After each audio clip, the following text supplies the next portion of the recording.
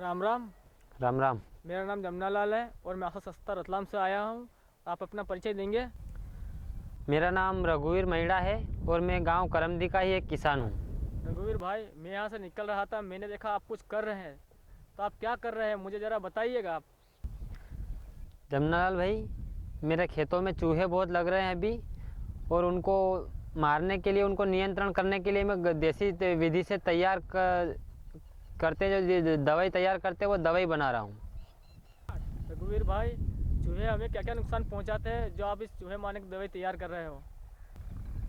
जमुनालाल भाई, चूहे हमारे घरों के अंदर तो नुकसान करते ही करते हैं। अभी खेतों में फसल पूरी तरह पक के तैयार हो गई है तो ये फसल भी काट रहे हैं, इसलिए उनको नियंत्रण करना बहुत ज़रूरी है। रघुवीर भाई, आप जो देसी दवाई बना रहे हैं इसमें क्या क्या सामग्री लगती है, ज़रा बताइएगा। इस दवाई को बनाने के लिए जो भी सामग्री लगती है मैंने सारी इकट्ठी कर रखी है। आइए मैं आपको बताता हूँ। इस दवाई को बनाने के लिए सबसे पहले 3 किलो बेशर्मी के पत्ते, गांव की भाषा में जिसको नशेड़ी बोलते हैं, इसकी आवश्यकता पड़ेगी।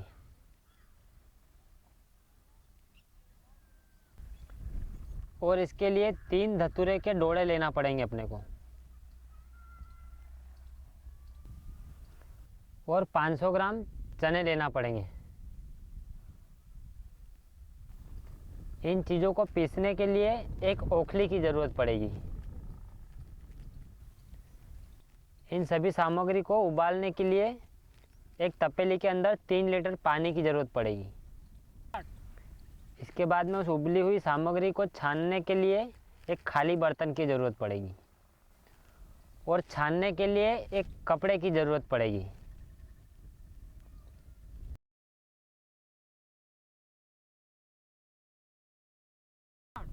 रघुवीर भाई, ये दवाई बनाने के लिए जो भी सामग्री लगती है वो तो बता दी है, अब इस दवाई को बनाने की विधि ज़रा मुझे बताओ। जमुनालाल भैया, इस दवाई को बनाते कैसे है मैं आपको बिल्कुल बताऊंगा। भैया, सबसे पहले तो जो बेशर्मी के पत्ते हैं इनको अपन ओखली के अंदर अच्छा पीस लेते हैं।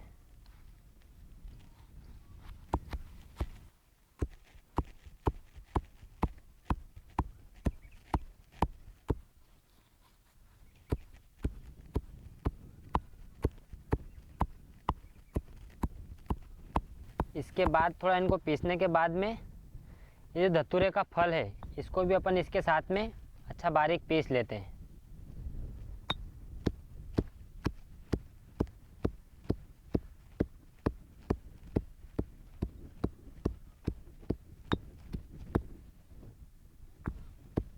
रघुवीर भाई, आपने धतूरे के डोरे और ये बेसन के पत्ते पीस लिए, अब पीसने के बाद इसको क्या करेंगे? हमने इसको अच्छा पीस लिया। इसके बाद में अब इसको अपन ये जो 3 लीटर पानी लिया है अपनों ने, इसके अंदर इनको अच्छा उबाल लेंगे।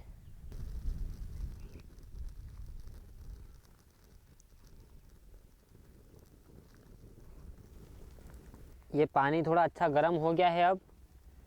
अब इस पीसी हुई सामग्री को अपन इसके अंदर डाल देते हैं।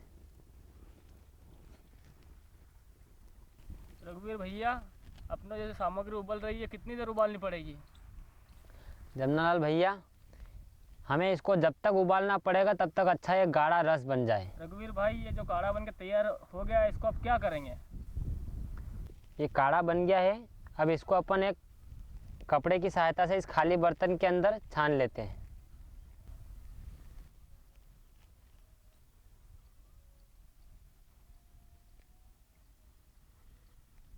रघुवीर भाई, ये जो काढ़ा तो अपने छान लिया, छानने के बाद इसमें अब उसको क्या करना पड़ेगा?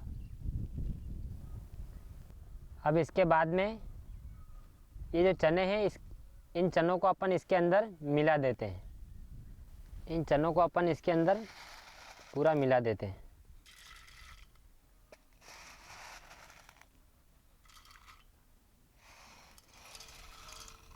और इनको लकड़ी की सहायता से अच्छा थोड़ा मिला देते हैं। रघुवीर भाई, जो अपनों ने चना इसके अंदर काढ़े के अंदर मिला दिया, क्या दवाई बन गई क्या? अभी अपने को इसको लगभग 1 दिन के लिए अच्छा ढक कर कहीं व्यवस्थित रखना पड़ेगा, ताकि इसके ऊपर जो दवाई है सारी इसके ऊपर अच्छी परत चढ़ जाएगी। रघुवीर भाई, जो अपनों ने घोल बना कर रख दिया एक दिन के लिए, अब इसको बाद में क्या करेंगे? एक दिन रखने के बाद में इसको निकाल कर जहाँ पर भी चूहों के घर बने हुए हैं वहाँ पर अपन इन चनों को डाल देंगे। रघुवीर भाई, अब इन चनों को निकाल के चूहे के बिल के पास रखने से क्या होगा? जैसे ही चूहे रात में बाहर निकलेंगे तो उनको चने ही दिखाई देंगे और जैसे ही चने ये चूहे खाएंगे तो चूहे मर जाएंगे।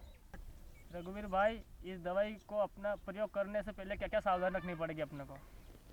ये दवाई इतनी ज़्यादा जहरीली है कि अगर ये सावधानियां अगर अपन नहीं रखेंगे तो हमें भी नुकसान हो सकता है। जैसे इसको बनाते समय, उबालते समय डंडे का प्रयोग करना पड़ेगा। और दूसरी बात, उसके बाद में जैसे दवाई बन के तैयार हो जाती है तो इनको बच्चों की पहुंच से दूर रखना पड़ेगा। अच्छे ऊंचे स्थान पर कहीं पर भी अपन इसको व्यवस्थित रख सकते हैं। रघुवीर भाई, इस दवाई से हमें क्या क्या फ़ायदे हैं, ज़रा बताइएगा। जमनालाल भाई, इस दवाई को बनाने में जो भी सामग्री अपन उपयोग में ला रहे हैं वो अपने को कहीं लेने के लिए नहीं जाना पड़ता है, सारी घर पे ही मौजूद रहती है, सारी घर पे ही अपने को मिल जाती है। और दूसरा ये कि इसको जो बनाने की विधि है वो भी बहुत सरल तरीका है, इसको अपन आसानी से बना सकते हैं। और दूसरा, अपने को खर्चा नहीं लगेगा, इसमें बाज़ार से कुछ चीज़ें लाने की ज़रूरत नहीं पड़ेगी और अपना समय बच रहा है। रघुवीर भाई, आपने जो चूहे मारने की विधि जो मुझे बताई, मुझे बहुत अच्छी लगी। और अपने आसपास किसान भाइयों को आशा संस्था के माध्यम से कुछ संदेश देना चाहेंगे?